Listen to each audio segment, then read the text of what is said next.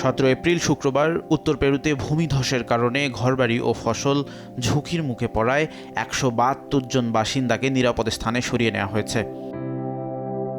প্রাদেশিক সরকার বৃহস্পতিবার জানিয়েছে, এলডোরাডো প্রদেশের একটি ছোট গ্রামের উপরের অংশে এই ভূমিধস রেকর্ড করা হয়েছে, যার ফলে প্রাকবিদ্যালয় এবং বেশ কয়েকটি বাড়ি বসবাসের অযোগ্য হয়ে পড়েছে এবং ভূমিধসটি এখনও চলমান থাকায় পুরো জনগোষ্ঠীর জন্য একটি চলমান ঝুঁকি তৈরি হয়েছে।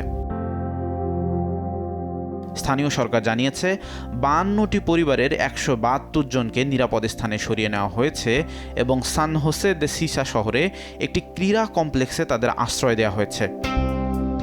প্রাথমিক প্রতিবেদনে একটি ফল্ট লাইনের কথা বলা হলেও পেরুর ভূপদার্থবিদ্যা ইনস্টিটিউটের প্রধান হার্নান্দো তাভেরা এই সম্ভাবনা নাকচ করে দিয়েছেন।